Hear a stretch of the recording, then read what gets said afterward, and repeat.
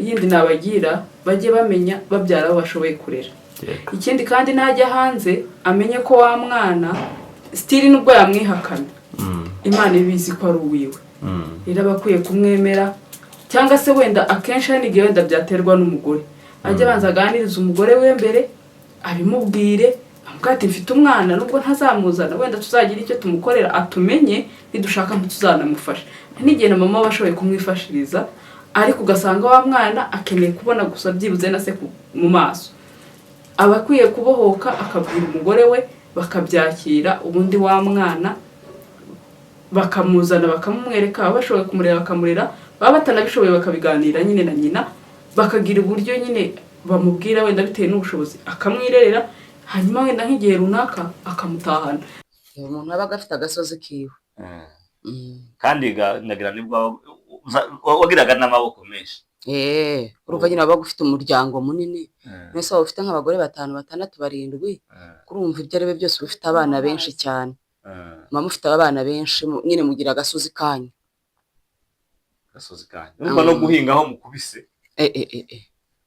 Urumva abantu benshi ntago ari nk'umuntu umwe.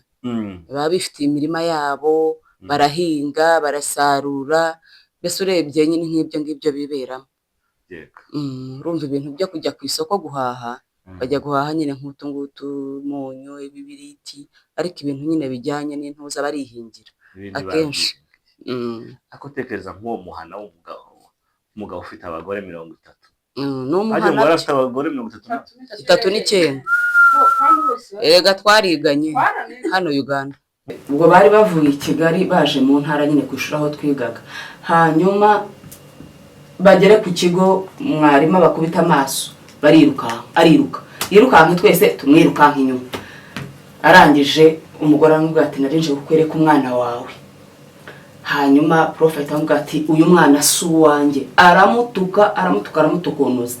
Hanyuma umwana ikintu yakoze yahise afata nyina hano yari umwana w'umuhungu ufite nk'imyaka mu kigero cy'imyaka 7. Ahita afata nyina aramutera ahita amufata aramuhobera ararira umwana agahinda karamwica. Nyina aramubwira ati rero ubonye so nuriya. Uraho bakunzi bacu bakurikira Igo TV1 twongeye kubakira uyu ni uwundi munsi mwiza n'andi mahirwe twongeye kugira yo kongera guhura. Hari hashize iminsi ubushize twaganiriye ku kiganiro c'inkingi zatuma umuntu agira urugo rwiza. Abatumirwa mubona imbere ya kamera zacu ubushize twagiranye ikiganiro ciza kandi twarabibonye mwaragikurikiye abantu benshi turanabashimira ko mukomeza kudukurikira kandi n'inkunga ikomeye iyo mutwereka ko ibiganiro twabagejejeho mwabikunze kandi mwabikurikiye. Inkingi zo kugira urugo rwiza twaganiriye ubushize twaraganiriye kugeza aho umuntu atangira kugira imyiteguro y'ubukwe. Mu by'ukuri uburyo mwadukurikiranye turabashimira kandi mujye mukomeza no kudukurikira. Rero imbere ya kamera zacu abatumirwa bacu bagarutse turaza kuganira ku yindi sije uno munsi ariko mbere yaho y'amakuru turi kumwe ni Desire. Reka nabo batwibwire umwe kurundi atubwire izina rye. Birashoboka ko ubushize utakurikiye ikiganiro twagiranye nabo uyu munsi wongera umenye izina ryabo umenya abo mugiye kuganira bari. Reka duhere ibumoso. Mwiriweho aho bwije mwaramutse aho bukeye. Amazina yanjye ni yayandi Mudasumbwa Chantal ngira ngo si ubwa mbere turamenyeranye. Urakoze cyane twumve yeho. Murakoze nanjye nitwa nyina w'umuntu Aime. Murakoze. Murakoze cyane. Mwiriwe bakunzi ba Igo TV. Turabasuhuza aho bwije naho bukeye. Mwiriwe mute twe tumeze neza turashima Imana.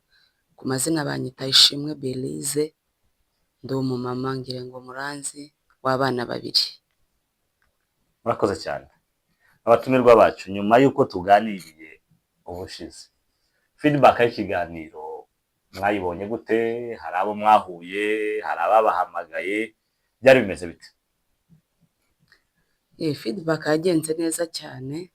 Harimo abantu benshi batweretse urukundo benshi baratuvugishije twagiye tunabona komantere nyinshi, mbese twumva biradushimishije, bitwereka ko nyine dufite abantu turi kumwe.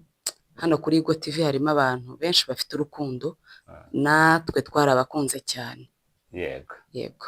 Ko nzi ko Aime nawe atubwire, ko nzi ko YouTube igira abantu benshi, haruza ntumenye mudavuyemo, aha nta baba barababwiye nabi cyangwa se nta komantere zitabashimishije mwahuye nazo. Oya, komantere zo nazo ntago zari mbi, gusa ni nk'icyo badukanguriraga wenda nko kugabanya n'ibyo twakongeramo. Yego. Iyo umuntu yaje kuri social media, kuko nyine ububwira isi yose, hari bimwe nyine umuntu yihanganira, ariko icyiza no kugitekerezo cyawe uba wakigejeje ku bantu. Chantal, we nta wabonye? Oya, abavuga nabi ntabwo nababonye, ahubwo nabonye abatugira inama ku byo babona wenda twakongera n'ibyo twagabanya. Ndumva nta cyadukomeretsa kirimo, kuko ibyo bavuze ntabwo birenze. Nta nyuma se yuko tuganiriye nta nabababwiraga ati iki kintu cyakongerwa mu byo mwavugaga, ukabona nyine nta nshuti mwahakuye zibagira inama z'ubuzima, ku buryo umuntu abona ko YouTube ari umuyoboro mwiza?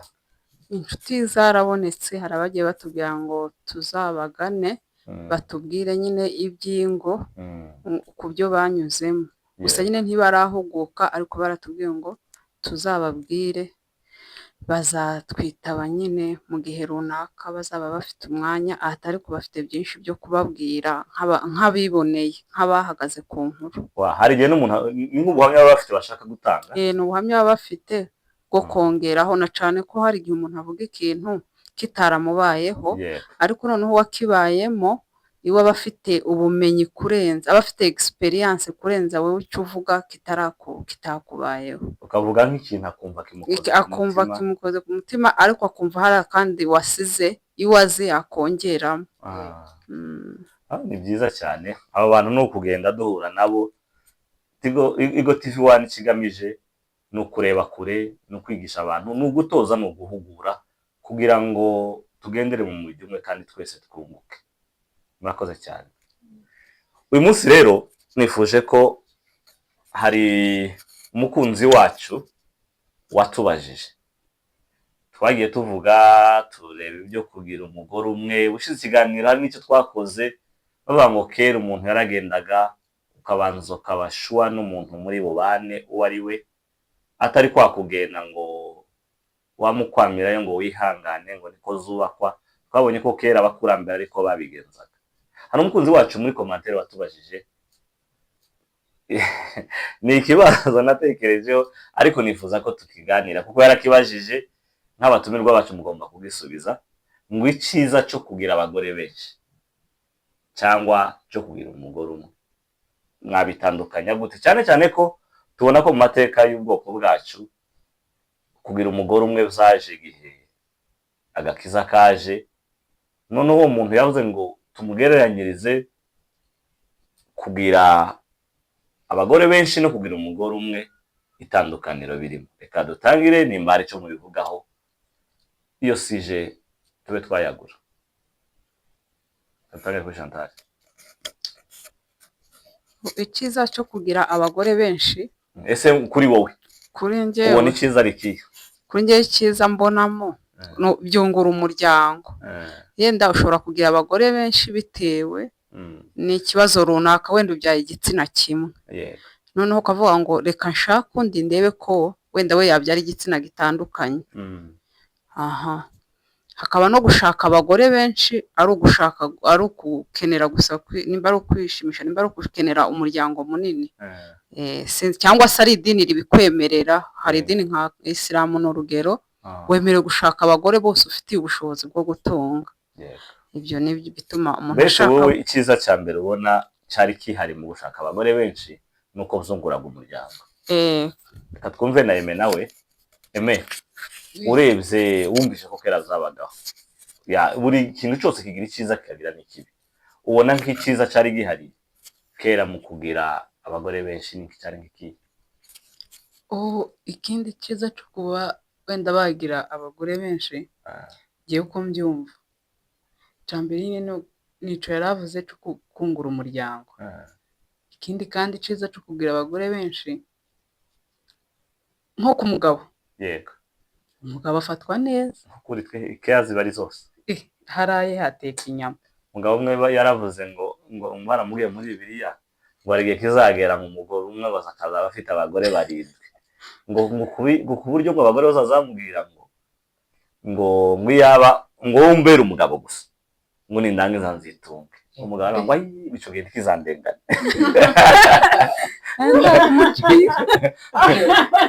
bico gihe kizamurengana urumva izo keya yazamugaragara ariko ibaze ufite nk'abagore batatu ni ukuza aho ariho hose ni ukuzanyura urumva ko keya ziba ari zose reka dukomeze Roma po wewe ni nk'iki ubona kimwe cyari kubaho uri nk'umugabo nk'iki cyabaga ariko n'umugore birashoboka ko yabona icyiza cyo kugira mukita ku mugabo umwe muri benshi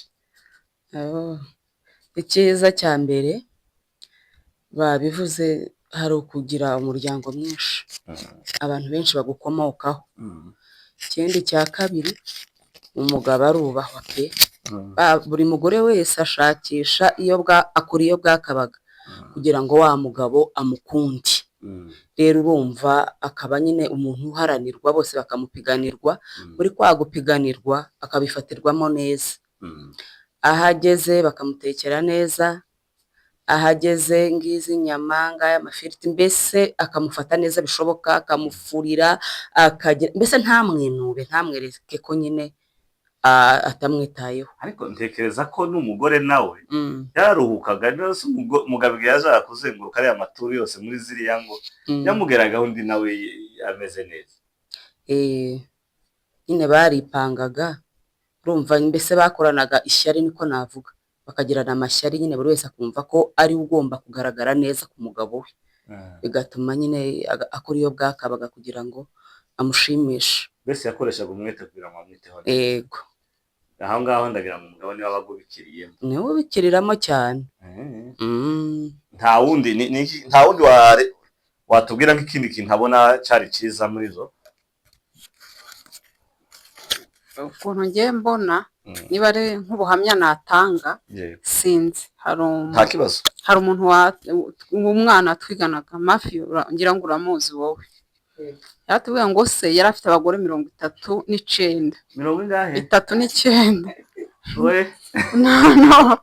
ngo arangize aratubaga ati noneho we yari yarakoze ikigo cye cy'ishuri cy'umuryango wiwe ni ukuvuga nk'abana b'abagore ba mbere nka 15 urumva biga segonderi biga kaminuza bararangiza urumva bamwe baba abarimu barumuna babo abandi nyine ikigo nyine administration yose ari iyabo abana biga primaire biga segonderi ariko igihe kigeze aza university arabimbwira njye yarabimbwiye bwa mbere ngira ngo ari kumva mbese ari kuruta ndetse hari umuntu ubwira abagore 39 nuko numvaga ari nk'inzozi undi munsi mbimusubirishamo abinsubiramo kurya ngo ati shahu ati uzi ikibazo nagizemo urabizi muri university ntibapfa kwirukana birukana nk'ibizami bigize ngo waze kwiga iwabo bamuha amafaranga y'ishuri mama ari kumuha amafaranga y'ishuri arayarya ari Jean de Poche kubera ko bamenyereye gasa afite abagore benshi n'abana benshi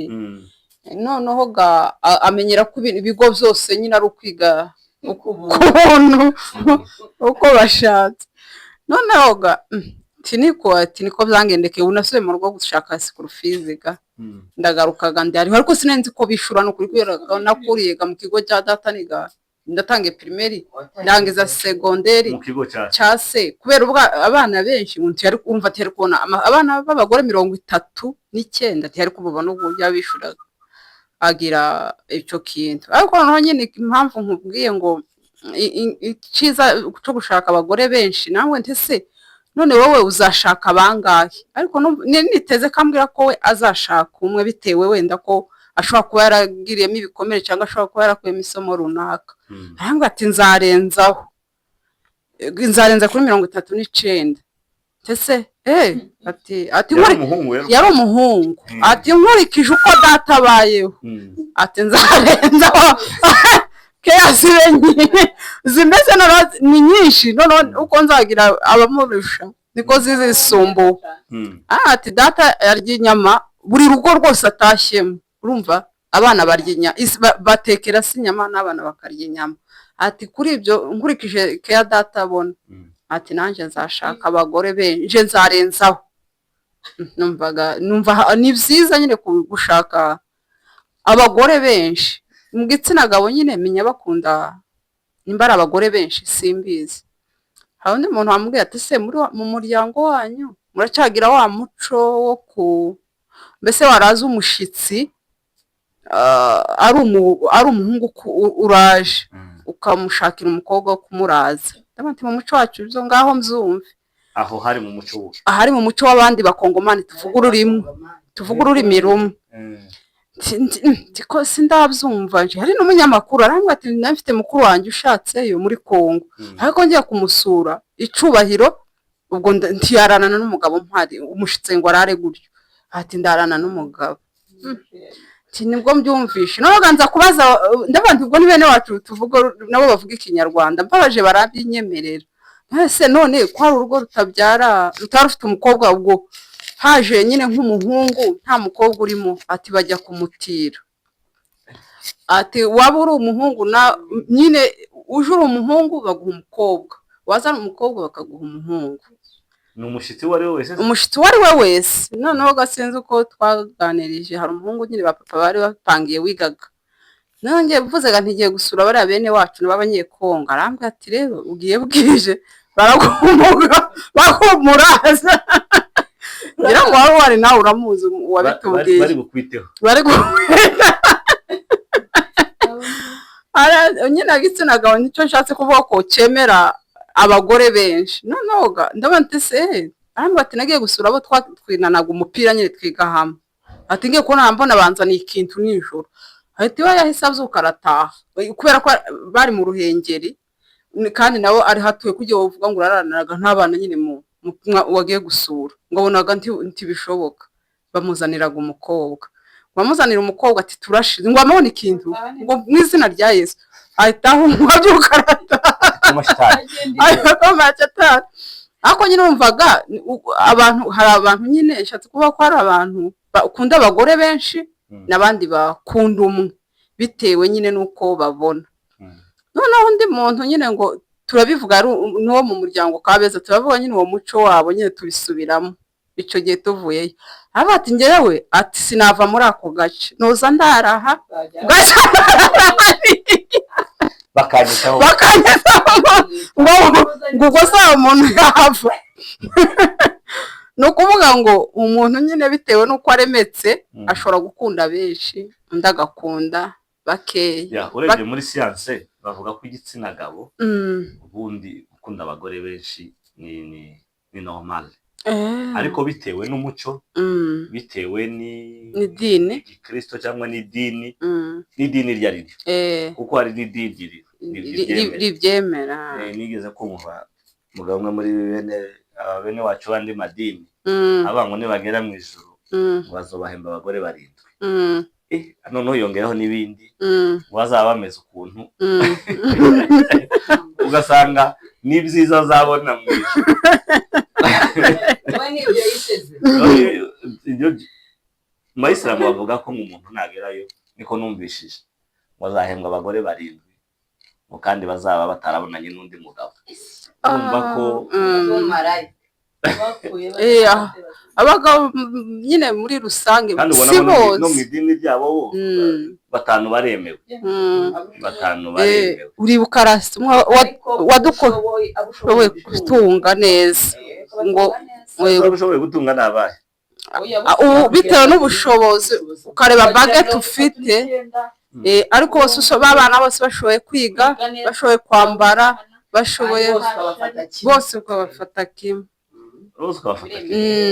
none se abo mwabanye ikunze ko ari benshi twabanye bijya bishoboka urumva ni idini ashobora kuba ubushobozi bugatenguha agahekera kuri bamwe bukarangirira kuri bamwe.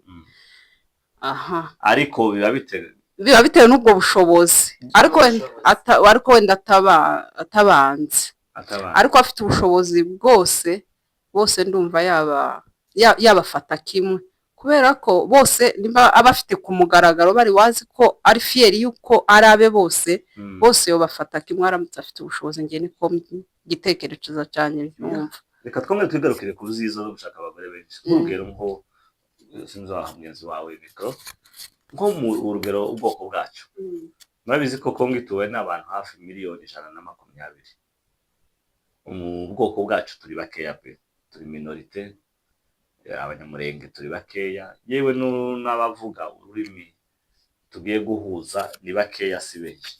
Ntekereza ko nawe harimo avantage yuko kuzara abana benshi bifitemo avantage, kandi noneho gushaka abagore benshi uzara abana benshi. Nk'urugero ubungubu abarabu mu bihugu zo hanze mu Burayi ni benshi, ku buryo ubungubu basigaye baje gutora ibyo nyine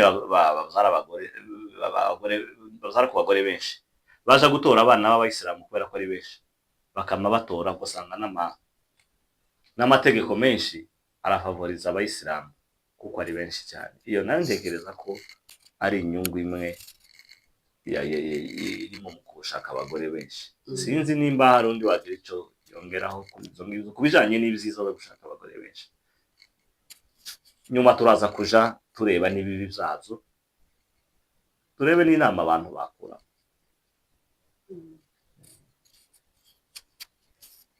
Nta wundi ufite icyo yongeraho, nta kibazo, twagenda noneho ku byiza.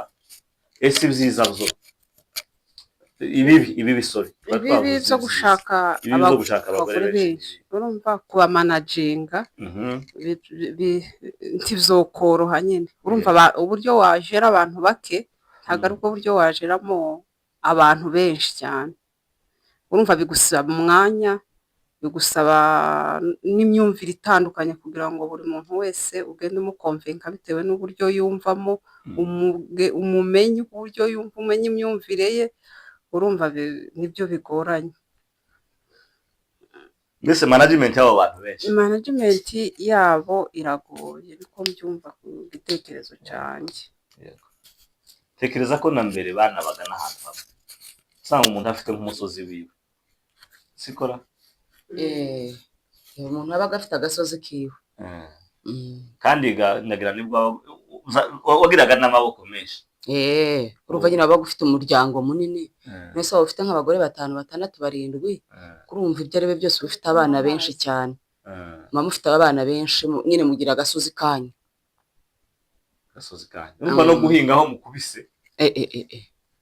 Urumva abantu benshi ntago ari nk'umuntu umwe, baba bifite imirima yabo, barahinga, barasarura, mbese urebye nyine nk'ibyo ngibyo biberamo.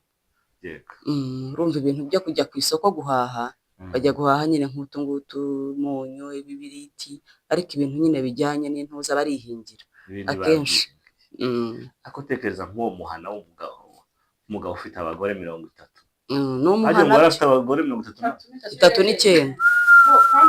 Erega twariganye hano Uganda. Mwaraniganye? Ati twajyaga kurya, hari umunsi yicaraga tuvuga ati muze mbabwire iby'iwacu. Story.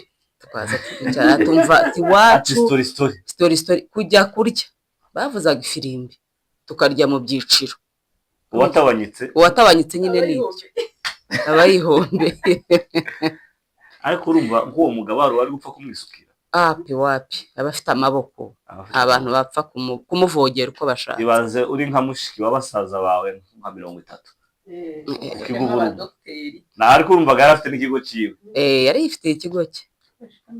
Nazo birimo ariko twamuvukana n'abantu 80. Bari muri magana. By the way, reba nk'isiri. Isiri bagira abagore benshi kandi baranabana no mu mazu. Bagakunda. Ariko sikindi wenda uranti bagiranaga nk'amashari. Cyo nicyo twari tugiye kuvuga. Ushaka abagore benshi, muri ba bagore habamo amashyari. Bagirana amashyari, yewe bakaba banarugana bakicana hagati yabo. Kugira ngo nyine buri wese aba yumva ari we watoneshwa ku mugabo, ari we gusa waguma muri urwo rugo, agashakisha uburyo ki bwose ashoboye kugira ngo abe yanetraliza abandi. Rero ndumva no mu bana naho hari igihe abana bagirana amashyari, bakumva nibo batoneshwa, nibo babaho neza, bakumva banza abandi. Izo nizo mbogamizi zabyo. Ikindi kibi mbonamo muri ba bagore nyine habamo kugirana nabi, kurogana, nabyo bibamo. Ariko ese buriya twabifata ko ari nk'ihame? Rero zo nk'urugero nahoze ndeba nkurikije ikiganiro ejo bundi, ni umugabo umwe w'umusomali. Abataba muri Kenya hari agace kamwe kabamo abasomali ngo ni Isiri. Kuri ubu ngubu karubatse, ubu usanga bafite etaje z'amanivu ku buryo ageze mu 10 zingahe, kandi bakabamo nk'umuryango. Noneho umugabo umwe bari bamuganiriza kuri televiziyo, aravuga ngo bo ngo icyo bazi ngo ni ubumwe, ku buryo abagore babo benshi ndi banakora. Ugasanga afite abagore 5, bafite abana 30, umwe yazaye 6, baba mu nzu imwe. Hari n'uwavuze ngo we hari n'ababa muri Somalia, baza babazana nimba ari nk'8 bakama basasa muri salo, kurumva abandi bakaja mu zumba, mu gitondo bakaja mu maduka yabo.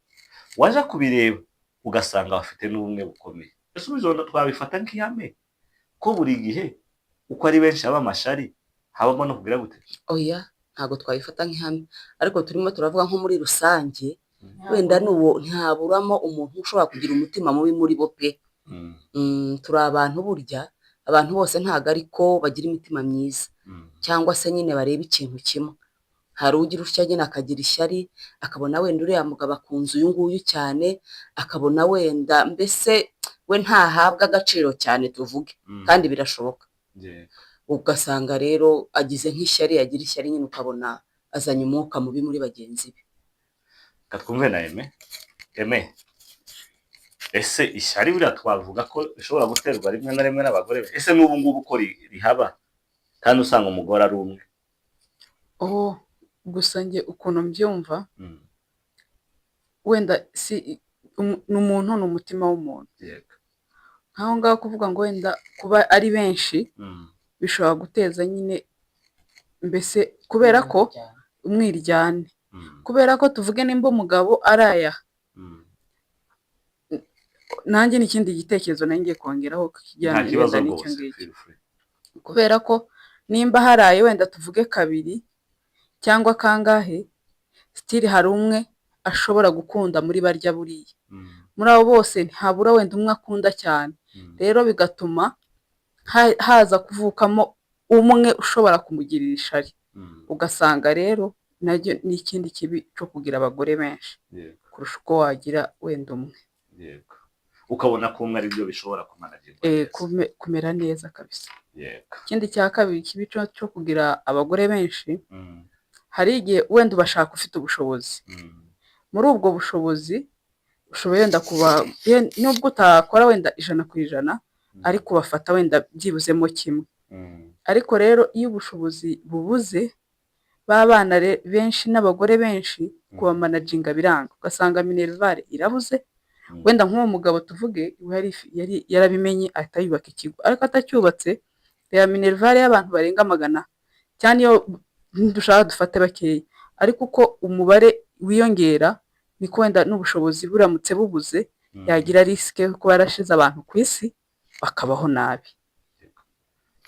Ni byiza cyane ko murakomeza kuduha ibitekerezo byiza cyane. Ese Chantal, tuvuze ku kintu cyo gushaka abagore benshi kandi ibyo biba biri official. Abantu bo muri iki gihe ugasanga ko arabyara abana hanze kandi afite abandi atunze mu nzu ye, byibuze n'abambere yagajya akabikora officially, akabazana bakabana. Abo bana ntibagire n'umutima uhagaze ko atabitayeho, kuko abenshi abo ngabo badafite base babitayeho niba usanga babayemo n'abantu batari beza. Icyo gihe ubona icyiza ni ikihe? Ubigerageje urabona ko mbere barabazanaga, cyangwa se niyihe nama wagira abo bantu bakora ayo makosa yo kuba yabyara hanze y'urugo. tuvuze ashobora kubyara hanze wenda y'urugo wenda atabigambiriye ariko nyine wenda yakoze icyaha atabigambiriye guteza ashobora kugenda agatera umwanda oya n'ubwo muri imodoka muhanda oya gutwita hari igihe yotera umuntu inda ntamenye ko yayimuteye wenda batabana se noneho wenda wa mwana nyina ntamubwire se yego noneho igihe atamubwiye se urumva wa mwana azabaho nabi kubera ko atazi harimo uvuga ati njye sinzi na data ni umwana w'umugore hari abana babivuga benshi yego ati njye sinzi data ni umwana w'umugore ukumva afite iki agahinda hari abadamu bameze gutyo ariko hakaba n'abandi ashobora gutwita yenda n'urugero akaba yabwira uwamuteye inda akavuga ati ndatwite inda yawe umwana narabyaye se akamumenyesha noneho iyo asanze ari umugabo mwiza wenda cyari umuntu mwiza aragenda akareba wa mwana akamumenya akamusura gutyo akanamwiyereka akamwiyegereza noneho bityo wa mwana umwiyegereje ntabwo yagira umutima mubi noneho aza mu bandi nyine kuko yitaweho nawe akumva afite confidence agaciro kuko bamuhaye agaciro nawe akiha agaciro noneho rero niyo mpamvu kubyara hanze ntabwo ari ikibazo ni uko byaterwa n'ababyeyi akaba atamubwira se umwana gutyo azahora ahangayitse ariko papa wawe mama wawe yakubwiye papa wawe ukazajya ujya kumusura ukamenyana n'abana biwe ndumva njye nta kibazo kandi abana sinzi ku bitekerezo cyane wenda nk'umubyeyi wanjye yarabyaye umwana hanze njye numva ntabwo namwanga kubera ko aba ari umuvandimwe wanjye aba ari amaraso yanjye ntabwo navuga ngo we byawe na data wambyaye njyewe umwana njye numva ku giti cyanjye njyewe namukunda ntamugirira ishari kandi kubera ko akenshi wenda urumva ari twe bakuru kuri we tutamwanze cyangwa ngo tumufate nabi cyangwa tumugirire ishyari nawe ntabwo yaba mubi yakwisanga mu bandi bana nk'abandi bose akumva ari umwana nk'abandi nta kibazo yagira ikibazo ni ukubatererana ariko utatereranya umwana nta bugome yagira nta n'amashari yagira mutayamweretse cyangwa muyamugirire nawe ntaho yaturuka ibyo twari tuvuze wenda ngo no ku bagabo wenda hari igihe b'abagore bashobora kugira ishyari bitewe na wa mugabo.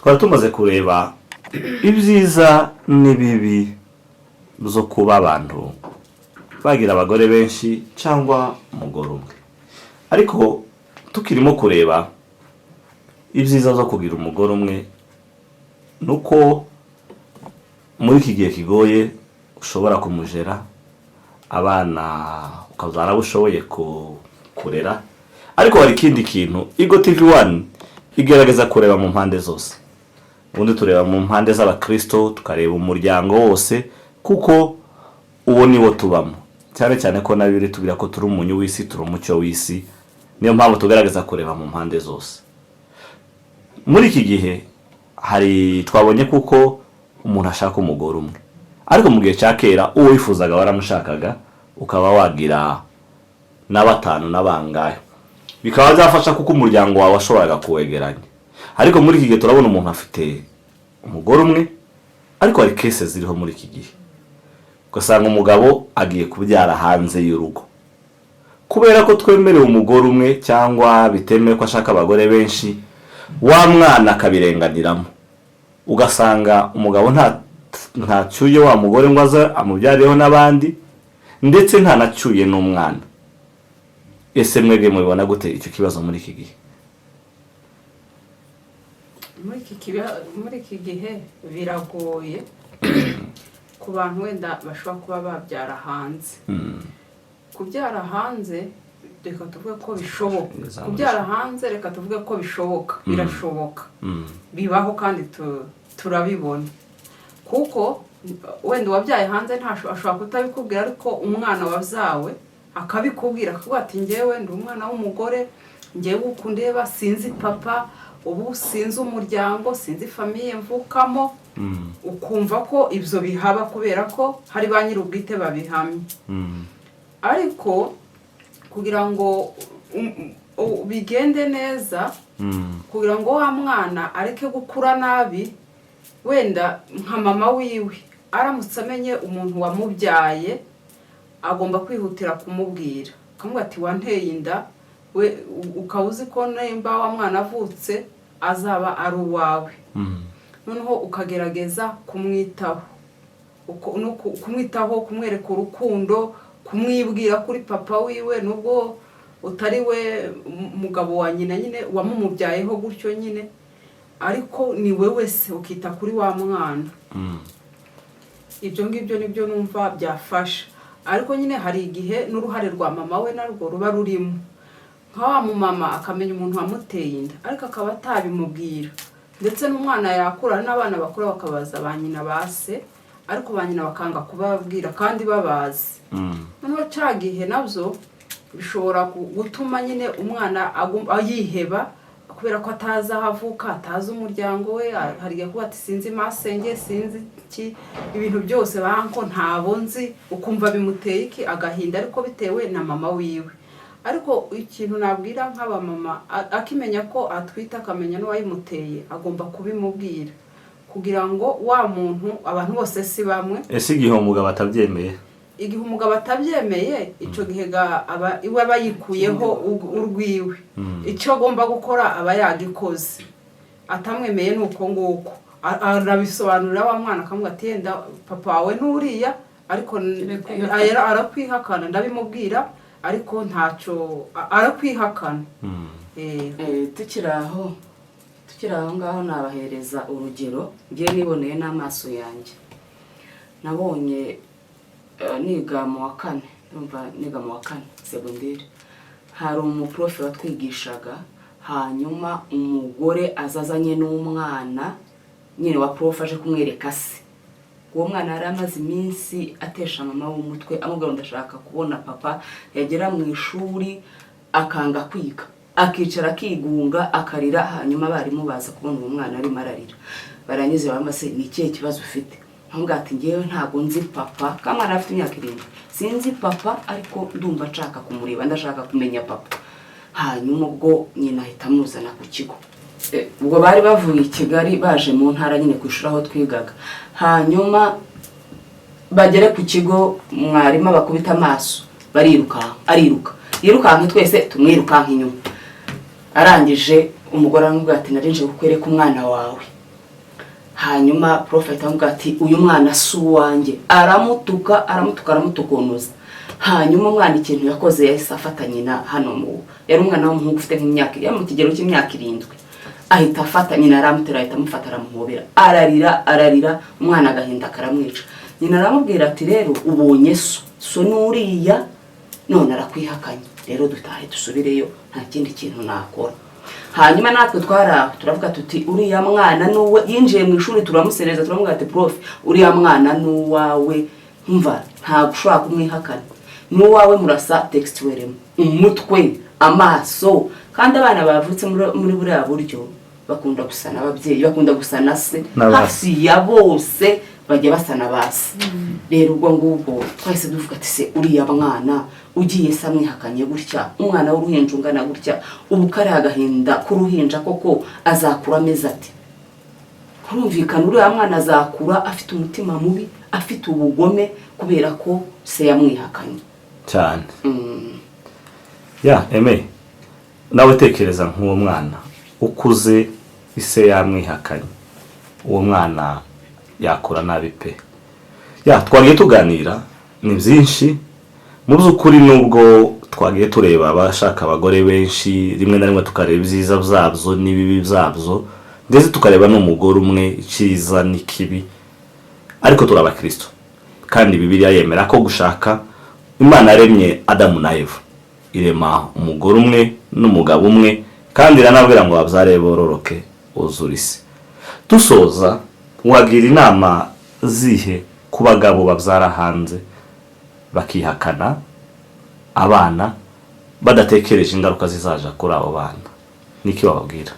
inama nabagira gusa iyo umuntu yakwihakanye yego ntacyo wakora ariko kandi baza basa fotokopi na base ubanza ari Imana iba igira ngo batazanabihaka nubwo mwihakanye biba bisa ko basa kabisa icyo gihe abari ama-DNA inama nabagira bamama bajya bafata bihingemo amafaranga pe nibarangiza bapimisha nibasanga ari bo na leta wenda ikabafatira imyanzuro n'ibihano kubera ko igihe yamwanze bigasanga nuwe baba bakwiye kumufatira ibihano ku buryo amwishurira cyangwa se natanamwishurira agira akantu gato nyine akora.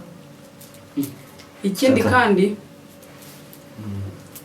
igihe byagenze nk'abantu b'abakristu genda gira inama ku bantu b'abagabo cyangwa uko umuntu wese afite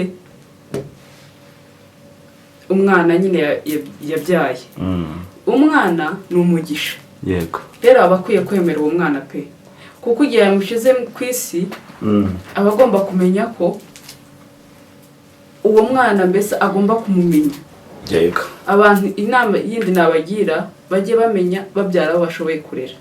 Ikindi kandi najya hanze amenye ko wa mwana stili nubwo yamwihakana Imana ibizi ko ari uwiwe rero abakwiye kumwemera cyangwa se wenda akenshi n'igihe wenda byaterwa n'umugore ajya banza aganiriza umugore we mbere abimubwire amubwate mfite umwana nubwo ntazamuzana wenda tuzagira icyo tumukorera atumenye nidushaka ntituzanamufasha n'igihe na mama bashoboye kumwifashiriza ariko ugasanga wa mwana akeneye kubona gusa byibuze na se mu maso abakwiye kubohoka akabwira umugore we bakabyakira ubundi wa mwana bakamuzana bakamumwereka bashoboye kumurera bakamurera baba batanabishoboye bakabiganira nyine na nyina bakagira uburyo nyine bamubwira wenda bitewe n'ubushobozi akamwirerera hanyuma wenda nk'igihe runaka akamutahana kandi mama yambwira ati ntacyo nzamwirera ntacyo ni ukureba gusa se ugasanga ni byiza ko buri muntu yita ku mwana we akamenya umwana we yabyaye.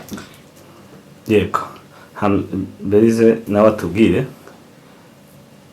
Berize birumvikana nagira ngo ugire inama ku bagore birengagiza uwo mwana wavutse muri ubwo buryo akirebaho akareba n'abana be muzi ukuri birumvikana umuntu waguciye inyuma waciye inyuma igihango mwagiranye ntawe bitobabaza kandi buri mugore wese uzomutwara mwanya kugira ngo abyumve ndetse bizatuma atekereza byinshi ariko tugaruke kuri uyu mwana wabyawe kandi ukiri umuziranenge mutoya wagira inama ki abagore badatekereza kuri uwo mwana akaba yakwemera ko uwo mwana yakomeza kuja mu gasozi ntagire uburenganzira kuri se? Inama nagira rero abo babyeyi kumva umwana aba afite uburenganzira bwo kumenya se. Inama namugira ni ukumwereka papa wiwe akaza bakabiganira akamubwira ati ngewe nshaka ko umwana amenya umuryango we amenya papa wiwe amenya abana nyine bavukana kuri papa wiwe wenda akamubwira ati sinzamuguhereza ariko azajya aza kugusura tuvuge muri vacances aza gusure mumenyane nyine nk'umwana wiwe ariko gufata umwana ukamushyira aho ngaho ukamushyira akaba mayibobo ntamenye umuryango wiwe ntiyisanzure muri bene se ndumva umwana ugiye kumugira imbobo uko navuga. Ese mu gihe uwo nyina bamubyayeho atemera kumurera akaba yashaka kumuzanira isi wagira inama ki abagore bo bari muri urwo rugo? Mu by'ukuri ibi bintu ni bibi nta nubwo tubivuze ngo tubifavorize ariko turaba mu gihe byaramutse bibaye cyane kuko hari n'abagabo usanga batagira umutima yabyaranye n'umuntu irresponsable cyangwa w'indahura aha ku musozi kandi uwo mwana muzi ukuri ni amaraso ya wa mugabo wagira inama ki abagore bari muri urwo rugo nubwo rwose ni ibintu tugomba gucyahira kure si byiza ariko se mu gihe byabaye wagira inama ki abagore bari mu rugo? Njye nagira abo badamu cyambere no gufata umwana wese nk'uwawe ntumve ko uwo wakuye mu nda ari we mwana gusa kuva ko n'umwana w'umugabo wawe yakugirira akamaro nk'uko wawe cyane cyane nk'uko warera n'undi wakuye mu kigo, warera n'undi wakuye mu kigo, nk'uko warera n'undi wenda nk'indangamirwa yataye hafi aho naho utuye. yego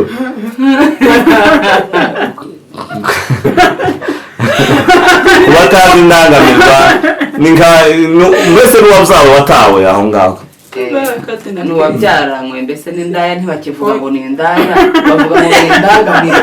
oya ibyo baguhara rwose wumvisha umwese ni indangamirwa. yego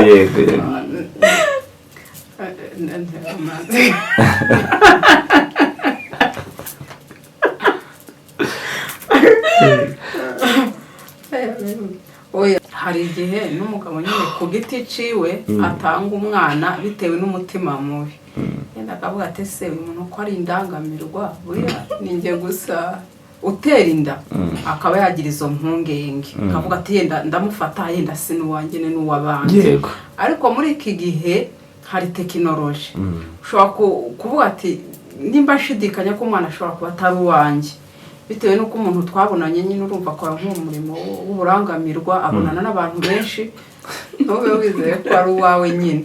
noneho ubwo muri icyo gihe ujya gupimisha kugira ngo umekinge shuwa ko wa mwana ari uwawe, kubera ko ufite wenda na wa mutima mwiza wo kuba wamurera nk'abandi bose nawe aba ari uwawe, none kubera kuba wamubyaye nuko mama umwana w'umugabo wawe aba ari uwawe, umwana w'umugabo wawe aba ari uwawe.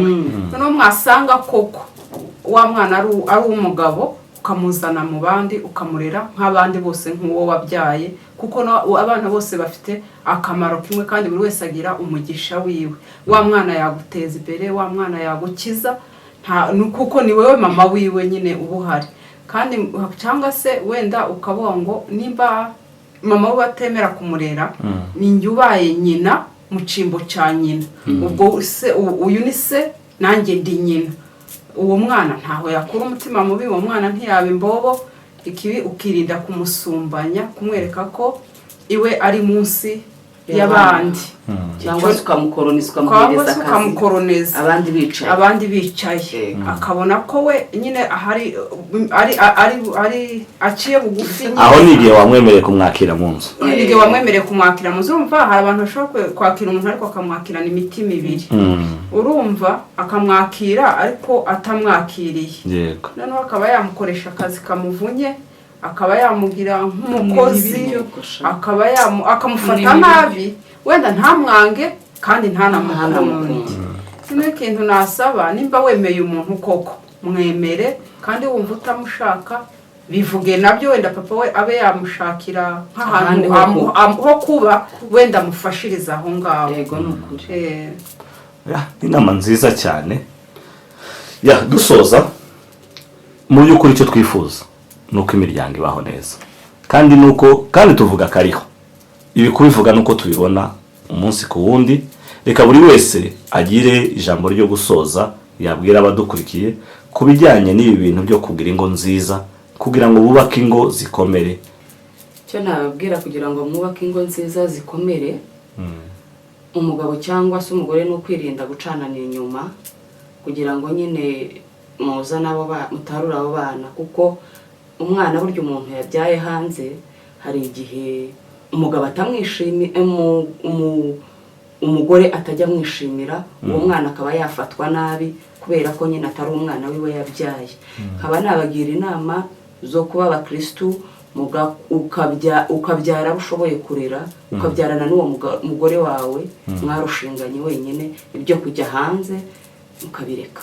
icyo twari twavuze, mu gihe byabaye abagore burabagira ihe nama.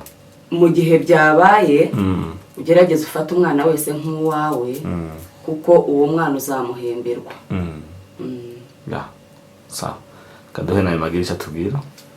icyo nababwira, ku mpande zose abantu tukwiye kugira imitima myiza. in case byabaye, gusa twashishikariza buri wese ko atakora iryo kosa, kuko byangiza byinshi muri sosiyete. ingo zirasenyuka, kandi zamara no gusenya ukumva ikintu watangije, burya ikintu wubatse nta muntu wese wifuza ko cyasenyuka. ikindi nama nabagira ku mugabo, wenda bagiye bamenya nimba wenda byabaye, bihutire no kwita babibwira abo bari kumwe. burya iyo umuntu bitewe n'ukuntu wamusobanuriye nawe ushobora kubyakira kandi ukabifata neza. Ikibi ni uko uhita wenda bahita umwana icyo kintu mutarakiganiriyeho, nkumva ni ikindi kibazo. Rero ikindi numva navuga ni uko wenda aba na tekinoloji yarabaye, in case byabaye kubera ko utaburi shuwa ko umwana ari uwawe, bajye bapimisha DNA. Yego, katwumva na Chantal nawe agisha tubwira. Nta kabazo k'amatsiko, twavuze ku gitsina kimwe, twavuze ku bagore gusa, twavuze ko nk'umugabo nyine aramutse amuciye inyuma akaba yabyara, nyine muri rusange tuzi ko muri rusange abagore ntibabifata neza. None akabazo naringize ngiye nashaka kukubaza, none se mwebwe nko ku bagabo, yego, kuko nyine twavuze ko abagabo aribo baca inyuma abagore, ariko n'abagore bishoboka ko baca inyuma abagabo. Hari ahantu twigeze kujya gusenga, hariya nyine muri biriya bice twari dutuyemo, mu itorero apana mu macaci, ano matorero nyine ya mbere atari amacaci. Haza umuntu abaha icyifuzo aravuga ati mu nsengero umugabo wanjye abone misiyo. Aravuga ati ariko siwe mugabo wa mbere, ifite papa w'abana, mbese utagize icyo yishe ntagire n'icyo akijije, hatari kuwa wa kabiri afite misiyo, aranyishurira ishuri, arahaha, mbese amenya kimwe cyose, ariko siwe papa w'abana arahari, niba udafite icyo yishe, niba udafite n'icyo akijije.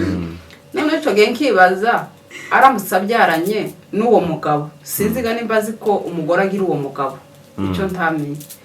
None aramutse abizi ko uwo mugore we nyine afite uwo mugabo, hari nuko yonabikeka, none ubu abona yiga kaminuza yenda adakora, akabona arahaha neza, akabona urugo rumeze neza.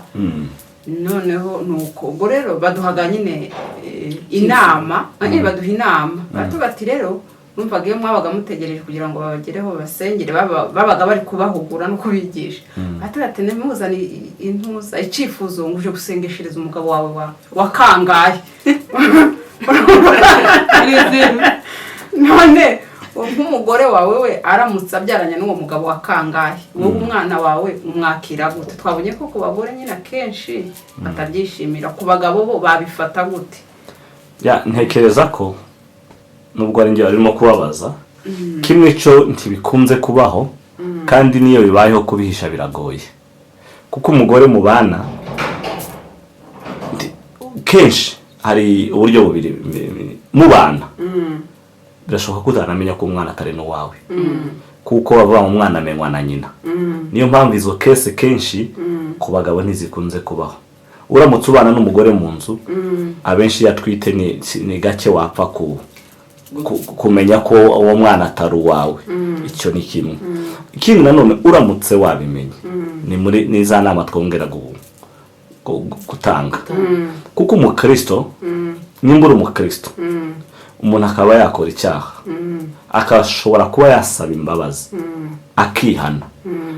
Ikintu cya mbere ku mukristo ni ukumubabarira, cyane cyane kuko umuntu mu bana bamwe arasinyanya akaramata, kandi ntawe udakosa. Aramutse akosheje ukabimenya ko yabyaye umwana ku ruhande, ariko akihana, tekereza nk'umugabo kumubabarira birakenewe. Ni na za nama twabwiraga n'umugore, kuko umwana ni umuziranenge, ariko nanone ni ukureba se uwo muntu waciye umugabo inyuma, kuko na siyansi irabivuga. Umugabo atari no kuvuga ngo ni ukwikunda nk'abagabo, umugabo guca umugore inyuma birashoboka, mbese bamwe bijya binoroha, ariko umugore waciye umugabo inyuma haba habayemo ibintu byinshi cyane, kuko aba arimo kubitekereza, harimo kuvuga ngo umugore yifuza umugabo wundi, ni ikintu kitapfa kuza, ariko iyo abikoze kenshi n'umutima uba wagiye. Iyo ni siyanse niko mvuga, ariko icyo mvuga nk'umukristo ntacyaha kitababarirwa. Aramutse abikoze ni ukureba uwo mwana, cyane cyane ko ahandi mbigarukira, abagabo sibo barera abana cyane, abagabo ntibanatindana n'abana cyane. Burya umugore azanye umwana, uzarebe n'abantu baba mu ngo, umwana umugore yishimiye, uwo mwana haba amahoro, kuko umugabo aba yagiye umugabo ntateka, umugabo ntiyita ku byo ku rugo, umugabo ntiyo gutoteza ngoza ngo gira gute kuko mutabana. Tekereza ko kenshi umugore niwe uba mu rugo cyane, ariko biramutse naho bibaye niza nama zimwe harimo kwihangana no kureba inyungu za wa mwana kuko wari umuziranenge nta ruhara afite muri icyo cyaha. Yego. None se aramutse adafite uko kumwihanganira, ariko tuvuge ni umukristo ariko n'abakristo hari abatagira kwihangana, tuvuge wenda ntabikuriye neza ati uyu mwana si uwanjye, kandi nanone ikindi urabizi ko ngo niba umuntu abyariye ku mfizi yawe n'umwana aba ari uwawe, umwana nyine wabyawe n'umugore atari kuvuga ngo wenda waramuzanye, umwana wavukiye mu muryango, wavukiye muri wa muryango wawe kuri za nka zawe niko navuga, kandi muri kumwe ntufite kumwirukana. None se aramutse atamwishimiye ubwo we byagenda gute? Yamurekeraho ntiyishime cyangwa se yamubwira ngo amushire se? Byogenda gute biramutse bibayeho? Wenda ati byobaho, ariko urumva ni muri rwa rwego rwo gupima DNA. Tekereza ko iteka ryose no mu mategeko iyo umwana atarageza 18 ngo abe umuntu mukuru, umwana aba ari uwa nyina. Nyina niwe ubuza umurera mu mategeko ahenshi, usize mu muco wacu mu Kinyamurenge niyo tuza tubifata ukabasanga umwana birukanye, umugore aragiye umwana arasigaye. Ariko kenshi nuko umwana yasigaraga ari mu muryango, yasigaraga uwo mwana afite ba nyirasenge, afite ba nyirakuru, afite bande bamwitaho. Ariko se nk'ubu ngubu turi mu mujyi, wosigira umwana w'amezi 5 umugabo akamwitaho gute? Tazamwonsa, tazamuhindurira pampa, ntazagira gute? Ibizo bintu biba bigoye. Nukuvuga ko hari ibihe byakera, hari n'ibihe by'ubu ngubu bigiye bitandukanye. Tekereza ko uwo mwana umugabo wamusaba nawe mwambura nyina, umugabo w'uwo mugore wazanye iyo nda aramutse ashimye ko uwo mwana kurira aho ngaho mu rugo atirukanye uwo mwana, tekereza ko nta kindi cyatuma uwo mwana ava mu rugo rugo. Yego. Byari gitumye mbibaza, hari uwigeze kubikora, sinzi marko mushobora kuba mwaramwumvise, nta makuru yigeze kubaho. Umugabo ajya mu butumwa bw'akazi, usanga umugore yarabyaye, ngo biranamubabaza cyane, ntabwo ati nta kindi cyabihima keretse ncanye umuriro twese tugashya muri yanzu. Nyine hari ahantu byigeze kuba abana acana umuriro n'abahire muri iyo nzu, bishobora kubaho kuko baranahiye, baranahiye. Ni ukuvuga ngo hari umugabo yagiye mu butumwa bw'akazi, arangije kujya mu butumwa bw'akazi asanga umugore yarabyaye, umwana ari muto, arangije ntiyabyakira. Urumva arangije avuga ati igihano nanone sino reka twese dushe, ari umugore we, ari n'ababana, ari na wa mwana n'undi wiwe wari harimo n'uwiwe bwite. Urumva uwo yari uwa kabiri, ahitamo nyine bose barasha.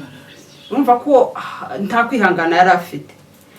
None se nk'ubwo ngubwo aho kugira ngo ubikore gutyo, tiwotegeka mama we akamushira ise ariko amahoro agataha? Byari ko natekereje mu by'ukuri biratubwira ngo ibihembo by'ibyaha ni urupfu. Icyo tubwira abantu, ikintu cya mbere ni ukwirinda ko ibyo bintu biba, rwose no kwirinda ko ibyo bintu biba. Ariko n'igihe byabaye, uwo mugabo ndamugaya cyane, yishe ubuzima bwe, yica ubw'umugore, yica wenda n'ubw'abana bari barimo aho ngaho. Deje uwo muntu ubuzima bwe burangiye nabi, n'umuryango we urangiye nabi.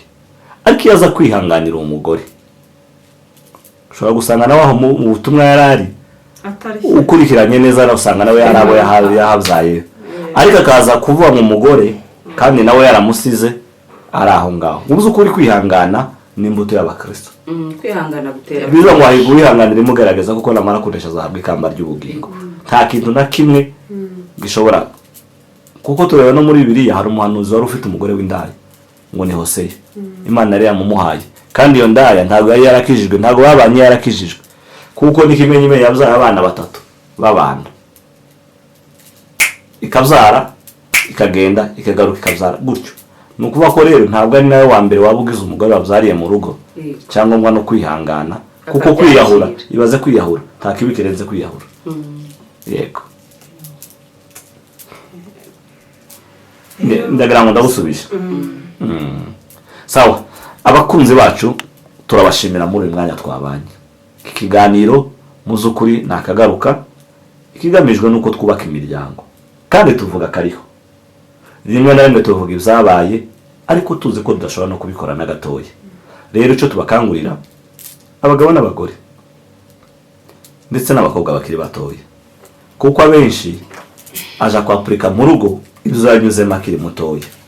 Shimira ku batumirwa bacu, ni abantu nzi kandi nzi ko ingero nyinshi batanga barazikurikiza. Rero turabasaba kugira ngo twubake ingo zikomeye. Umuryango muzima utangirira mu rugo rw'umuntu umwe, igihugu kizima gitangirira ku muryango, isi nzima ishingira ku muryango, kuko Bibiliya ivuga ko umuryango watangiriwe na Adamu na Eva, niyo mpamvu twuzuye isi. Rero dukomeze kwizerana ndetse tunasengerana, aho mwagize intege nkeya umuzamure, dukomeze kwiyambaza Imana kugira ngo tugire byinshi tugeraho.